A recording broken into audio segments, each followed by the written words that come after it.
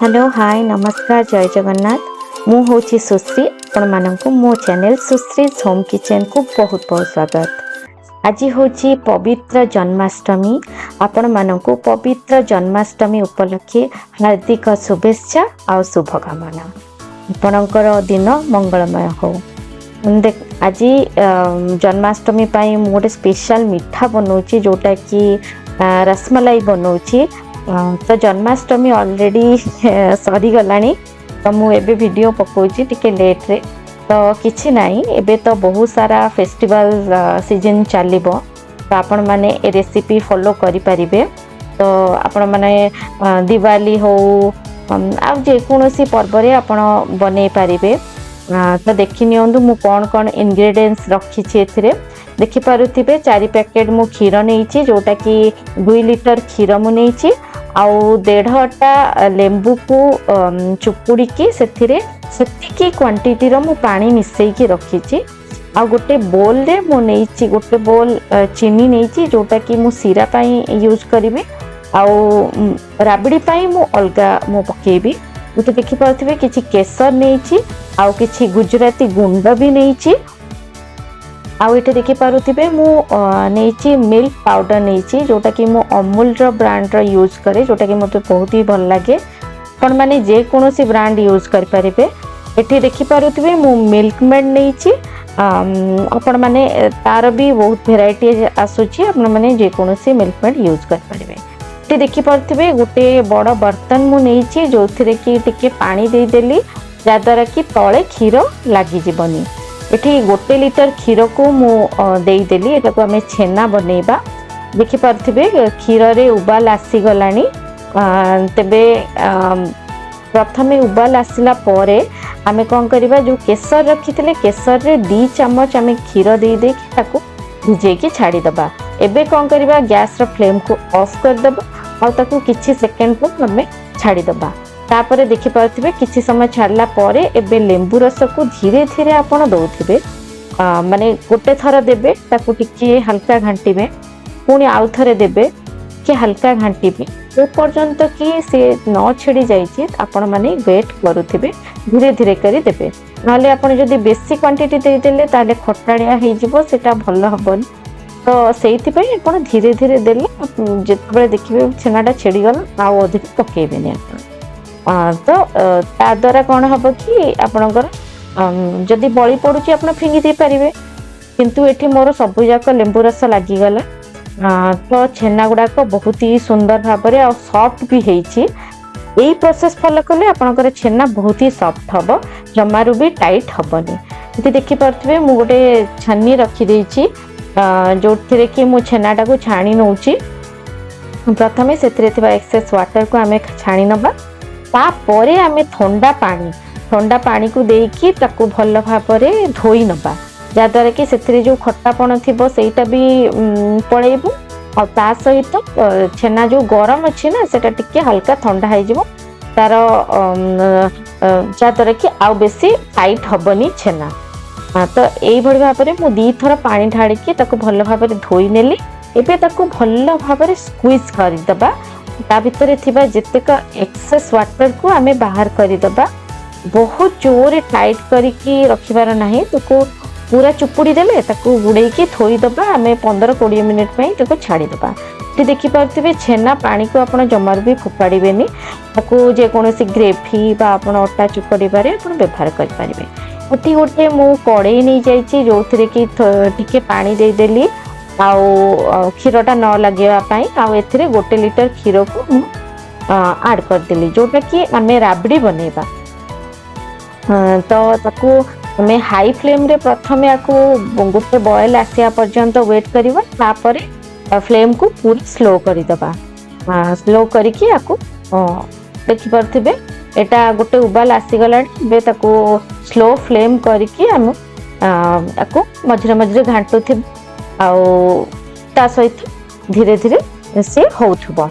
एठी देखि पारथिबे मु किछि अमूल को अल्प किछि खीर गरम खीर को नहीं कि सेथिरे 4 चम्मच अमूल को गोले की एथिरे ऐड कर देली जोटा कि तार टेक्सचर टा बहुत ही बढ़िया आसे। आपण चाहिले अमूलटा दियंतु जदि आपण पाखे ना ताले स्किप भी करि पारंती बट अमूलटा देले बहुत ही टेस्टी हम। ये देखि पारुथिबे छेनाटा पूरा 15-20 मिनिट हो गलानी मु रखी एबे ताकू हातर देखिथिबे पापुली साहाଯ୍य रे मु ताकू मसाज देला परिका को करूची पूरा चुपटिबा को पड़िबा आपन को जेमति कि छेनाटा पूरा पूरी स्मूथ हवा दरकार। जदि आपन को ए प्रोसेस करबा को टिके कष्ट लागुची ताहले ग्राइंडर जार रे आपन पकेकी ताकू टिके ग्राइंड कर देबे तो एटा स्मूथ हे के बाहरी जीवो। तो एटा आराम से 5-7 मिनिट तो लागिवो तो बेसी किछि कष्ट नाही तेनु करी मु हाथ रे एटा को भल भाव में चकटी स्मूथ बनै देली। देखि पारुथिबे पूरा स्मूथ हो जाइछि जो थरे कि टिके भी क्रैक आसीबार चांस ही नहीं। देखि पारुथिबे एटा बढ़िया भाव में मु चकटी देली। एबे तार गुळा बनेबा छोट छोट जिते छोट आपण बनै परिबे बहुत ही सुंदर लागिबो रसमलाई। आपण चाहिले माने गोल करके फ्लैट वाला बनै परिबे जे कोनोसी शेप आपण बनै परिबे। एठी मु गोल वाला शेप बनौछि तो आपण आपन हिसाब रे आपण जे कोनोसी शेप दबा को इच्छा आपण देई पारती। ये देखि पारथिबे सब गुळा बनेला परे एबे गुळा को स्मूथ करबा। स्मूथ दे पे दीटा हातर पुली को आमे नबा ताकू ता भितरे छेना बॉल को दे के भल भाव रे रोल करबा। रोल करी करी देखि पारथिबे किते स्मूथ बॉल पूरा बननुची छोट छोट पूरा किते छोट साइज देखि पारुथिबे बनिला परे देखिबे किते बड़ साइज हे जिवो। एमती सबू गुळा को आमे बढ़िया भाव में स्मूथ हवा पर्यंत ताकू गोल करबा जो थरे कि भी क्रैक जेमती न रहिबो। ये देखि पारुथिबे कोनोसी बॉल रे हमर टिके भी क्रैक नाही। एठी बॉल गुडा को सब बनी की रेडी हे गलानी। एबे गोटे मु कड़ाई नहीं जाइछि जो थरे कि आमे रखिथिबा जो चीनी को एथरे ऐड करिकि जत्ति कि आमे चीनी नेचे तार 4.5 गुणा माने आमे गोटे बोल नहीं थिले चीनी सेथिरे 4.5 बोल आपण नेबे पानी। जदि दरकार हबो आपण 5 बोल भी नहीं पारिबे। एथि देखि पारुथिबे पानी रे उबाल आसी गलानी। एबे मु गोटे गोटे करिकि पकोउची।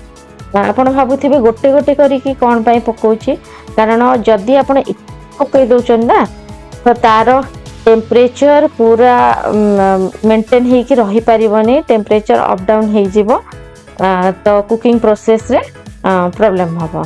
ओके देखि पारथिबे 10 मिनिट मु ताको घोड़ी की छाड़िला परे एबे देखि पारथिबे साइज रे पूरा डबल हे जाइछि।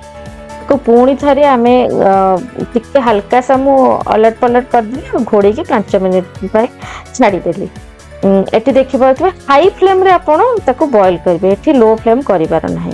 एठी देखि पारथिबे हमें देखिबा छेनार बॉल गुडा को सिजिछि कि नाही। एठी मु पानी रे पक्के की देखिली जा दरे कि तळे पूरा बसी जाउछि छेना बॉल गुडा को ताहले हमर सिझी जाइछि। जदि ऊपर भासी थांदा ताले सिझिनी। एठी देखि पारुथिबे पूरा बढ़िया से हमर बनी गला छेना बॉल्स गुडा को। एबे तार गैस रो फ्लेम को ऑफ करके आकु गोटे साइड को रखि दब। एबे आमे देखिबा हमर रसमलाई रो राबड़ी बनेबाटा। एठी देखि पारुथिबे आमे जो केसर मु भिजै के रखिथिले ना ताकू एबे ऐड कर देली। ऐड करके आपको भल भाव में मिसई दबा जहाँद्वारा कि बढ़िया फ्लेवर आसीबो आ ता सहित बढ़िया सुंदर कलर आसीबो। आउ एठी देखि पारथिबे मु गुजराती गुंड किछि रखिथि जोटा कि मु एथिरा ऐड कर दोछि। एबे ताकू भल भाव में मिसई कि हमें पूरा मिसई दबा ता सहित देखि पारथिबे केते हाफ क्वांटिटी हे गल 75 थिबला एबे हाफ हे गल 1 लिटर रु आधा लिटर एबे हे गल। एबे आमे मिल्क मेड 100 ग्राम मिल्क मेड मु यूज करिछि आउ ता सहित 5 चम्मच हमर खाइबा चम्मच 5 चम्मच मु चीनी यूज करिछि। तो आपण आपनको हिसाब रे कम बेसी करि परिबे जेहेतु मिल्क मेड रे मिठा थाए तो सही हिसाब रे मु एटा यूज करछि जोटा कि परफेक्ट मिठा थिला। एबे मु कोन कली छेना बॉल गुडा को टिके दीटा स्पून सहायता रे टिके हल्का सा प्रेस करके ताको स्क्वीज कर दे कि मु एबे राबड़ी रे पकई चली छी। आपण माने एमती ही ताको चुपुड़ी की पकेबे नहले सेथिरे सिरा गुडा जदी रही जीवन भल लागिबनी। एठी देखि पारथबे राबड़ी रे पड़ला परे से आउ थरे पुणी को से रस पी के आहुरी बढ़िया सॉफ्ट हेकी पूरा टेस्टी हो तो देखि पारुथिबे मु गोटे गोटे करी स्क्वीज करके ताकू पकई चली तो एमती मु पकईकी देखि पारुथिबे मु सजेकी नहीं आसिली ऊपर किछि केसर आउ आलमंड देकी मु सजे देछि आपण माने चाहिले जे कोनसे ड्राई फ्रूट्स यूज कर परिबे पिस्ता भी बहुत ही सुंदर लागिबो तो जदि आपण को ये रेसिपी भल लगुच ताहले लाइक शेयर सब्सक्राइब करिया को जमार भी भूलंतुनी ढेर सारा आशीर्वाद दियंतु ढेर सारा कमेंट करंतु जहाँद्वारा कि मत गोटे मोटिवेशन मिलिबो मु आपण मानक पई एमती नुआ नुआ वीडियो नहीं कि आसीबी तेबे आज पई रहूची एतिकी नमस्ते जय जगन्नाथ।